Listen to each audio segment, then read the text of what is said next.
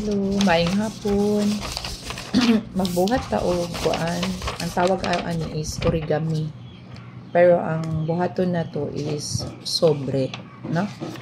So, isa ka colored paper buo, pero mas nindot kung neon color ang inyong paliton, like ani on.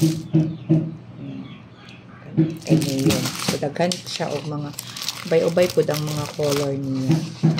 So inani lang na siya nung pagbuhat. Gikan sa imong wala nga bahin, imo na siyang hiluon padulong sa imong atubangan nga bahin po. So imo siya hiluon to para magwapo siya. Ayan. Inani ang kalabasan. Ayan.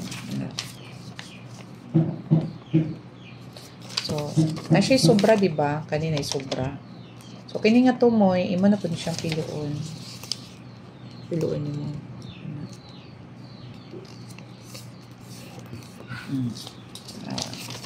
Yan. Human, ang kanina po nga tumoy, so nainana na siya, diba? Nainana na itsura niya. Kini siya nga bahin, imo ni siyang piluon na pod, padulong na pod siya din nga butang nga tumoy.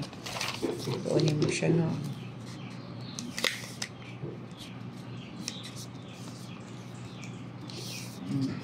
Ayan, kita niyo. Ayan, diba? Pilo na pod, dara pod siya nga tumoy. So, kini siya, diba, ni sobra. Piluon na pod nimo ni siya, padulong diri na pod siya nimo piluon. Sa sulod. Pasulod nimo dili ipagawas. Ayan, nawang itsura. Inanat na siya nung itsura. Pero wala pa na siya mahuman. So, pagkuman na, imong bungkagon. Bungkagon nimo. So, inana ng kahimtang. So, kini siya nga bahin. Gikan sa tumoy, padulong ra po diri. Ganyan tunga-tunga. Imo na po siyang piloon. Pasulod ang imong pagpilo. Kay kini siya mo ni siya itong himuong dahon. So, inana ang ihang itsura. Ayan. Magdiri siya gikan tumoy o sa gitna. Ayan. Ayan. So, piluonin mo ni siya o gagmay. Gagmay yun. Gagmay mo siya kay ang dagko. Okay naman ang dagko. Pero mas cute manggod kung gagmay ang pagpilo ni mo kay parang imuhang dahon. Guapa kayo ang iyang pagkadahon. Pero kung dagkuon po din mo siya sa pagkilo, wala may problema. Pero imong dahon, dako siya. Dako ugnaw, dagway. So, kani mo siya piluon hangtod sa maabot ka sa tumoy. Mura na tagadula gud ana. Suguon bug ka sa imuhang mama nga. Magbuhat o butangan nagkatol. Minana ragit siya. Napapil ba? Pagbuhat ragit butanganan o katol. O ana ra magpilo-pilo ra. Gagmay yun. Jud nimo siya kay mas nindot siya kapag gagmay ang imong buhaton. Ayan. Diba? Tapos, pag nara ang kalabasan niya, no? So, na naman kay forma kaganina, imurang balikon. Kaporma naman kaganina, no? So, balikon lang nimo siya. Tapos, piluon nimo siya dyan. Tapos, kini siya, di ba nakatupi man siya ginana? Ano, no? Katupi siya. Kani nga tumoy, piluon na po nimo na yung paana diri pagawas siya. Piluon na po nimo. Kay mo ni siyang atong sulod dito sa kuano. Narana siya. Tapos imo na siyang putang na po mo siya dito sa pinakatumoy na pod na edge ng tumoy. Narana. Diba naman to'y sobra, no? Kani. Imo na mong isulod diri sa bangag para di na ta mo gamit og pandikit. Para hinlo ang atong trabaho. Ayan. So, imo siyang ana-anaon para magwapa siya. Tapos, ayan na siya. So, ang imong dahon, ayan, gibukad na nako.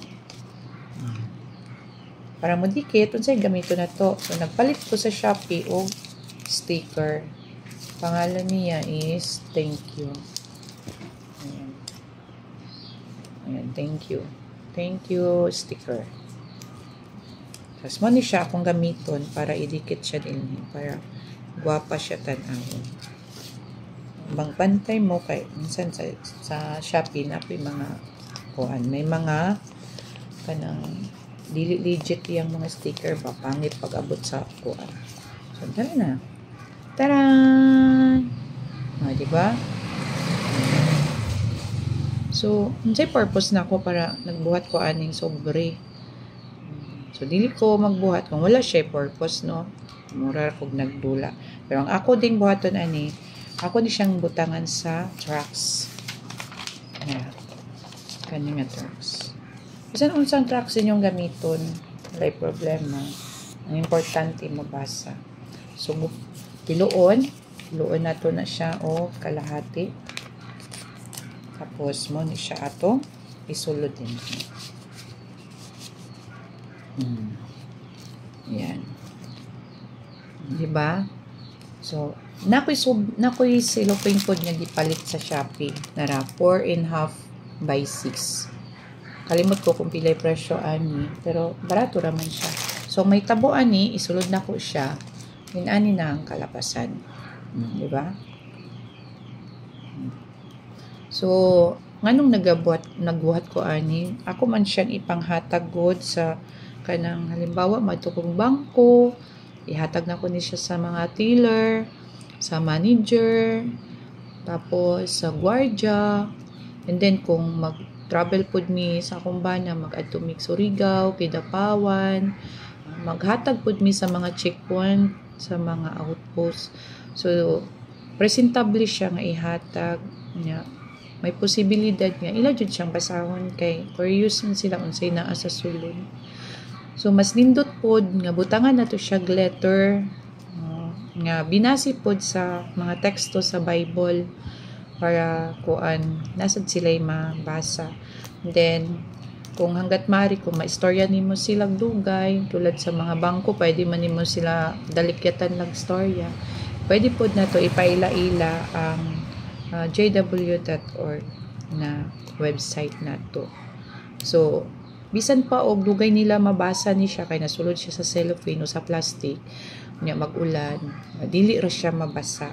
So nindot siya ipanghatag sa mga business area or mahilig ka nagalakaw, nagatravel, na presentable siya nga ihatag nato sa mga tao nga dili pud nato maabtan sa ilang mga balay. Hinaut ko nga nagustuhan ninyo ang video. Nag-share lang ko sa ako pong natun-an. Salamat!